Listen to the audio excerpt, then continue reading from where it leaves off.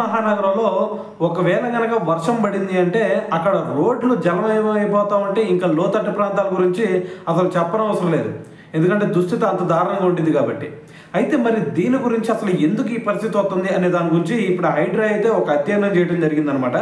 అయితే ఎండ్ రిజల్ట్గా హైడ్రా చెప్తుంది ఏంటంటే మరి దీని అంతటా కారణం మెయిన్ రీజన్ ఏదన్నా ఉందా అంటే ఇక్కడ హైదరాబాద్లో చూసుకుంటేనేమో జనాభా చాలామంది ఉంటా ఉన్నారు.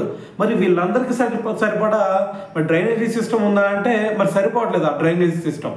సో ఇదొక రీజన్ అయితే ఇంకో విషయం ఏంటంటే మరి ఆ డ్రైనేజ్ సిస్టమ్ సరిగ్గా ఉన్నా కూడా మరి ఆ వాటర్ మొత్తం కూడా వెళ్ళి ఒక చోట సెటిల్ అవ్వాలి కదా.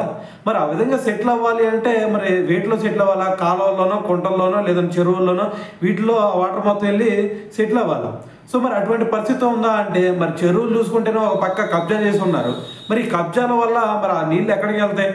సో మరి ఇది కూడా వన్ ఆఫ్ ది రీజన్ అని చెప్పేసి హైడ్రా తెలియజేయడం జరిగింది. సో మరి ఇంకో విషయం చెప్తుంది ఏంటంటే వాళ్ళు మరి మనకున్నటువంటి వనరులు ఏవైతే ఉన్నాయో వాటన్నిటిని మనం సరిగ్గా ఉపయోగించుకోవట్లా. మరి వాటన్నిటిని ఉపయోగించుకోగలిగితే మరి దీన్ని ఈ దుస్థితిని అయితే మనం తొలగించవచ్చు అని చెప్పేసి హైడ్రా తెలియజేస్తోంది. సో మరి ఫైనల్గా మరి మొన్న చూసుకుంటేనేమో ఇది మైత్రివనం చౌరస్తా దగ్గర కూడా మరి వీళ్ళు ఒక ఇది వరద మళ్లింపు అని చెప్పేసి ఒక చర్య చేపట్టారు. సో ఇది సక్సెస్ అయిందనమాట. సో ఇది సక్సెస్ అవడంతో మరి ఇంకొక నగరంలో ఇంకొక 40 చోట్ల ఈ విధంగా చేద్దామని చెప్పేసి వీళ్ళైతే ఇప్పుడు ఫిక్స్ అయ్యారనమాట. సో ఇవన్నీ కూడా సక్సెస్ అయినాయి అంటే ఆటోమేటిక్గా మరి హైదరాబాద్కి ఇటువంటి దుస్థితి తగ్గే ఛాన్స్ అయితే కనిపిస్తూ ఉంది.